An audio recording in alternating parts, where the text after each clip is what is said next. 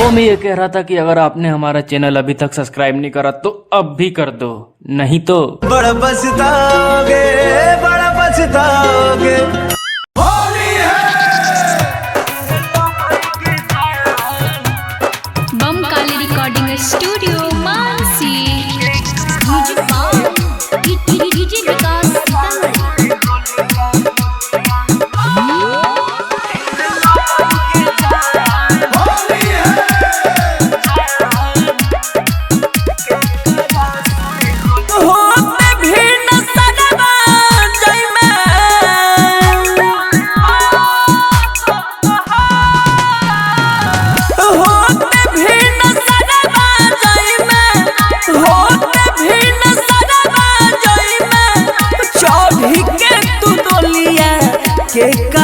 से होलिया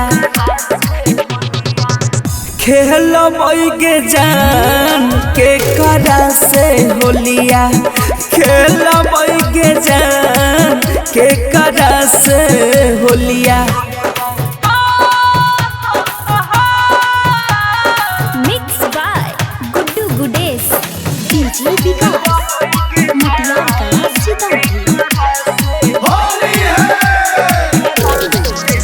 गलिया पके कराला गई बई गुलाल गे पूछत के जान हमर होलिया में हाल गे।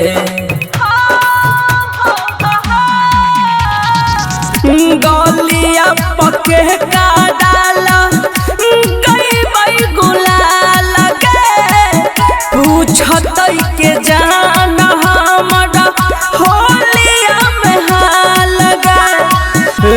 लागत नहीं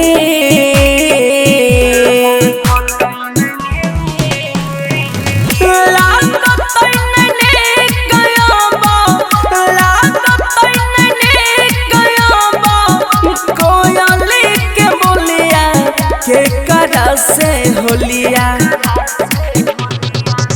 खेल के जान के करा से होलिया खेल के जान के करा से होलिया। Mix by Guddu Gudesh DJ विकास मटियार कला सीतामढ़ी। पर साल खेलल होली हमारा से मिल के अब की नहीं बुझल जान दीवाना के फेल के। पर साल खेलल होली हमारा से मिल के अब की नहीं बुझल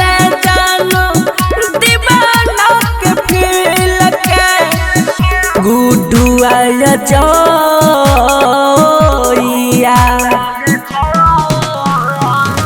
गुड्डू मनीष के चलते दीपक मनीष के चलते छोड़ले जोइया के करा से होलिया खेल के जान के करा से होलिया खेल के जान के करा से होलिया। बम काली रिकॉर्डिंग स्टूडियो मानसी।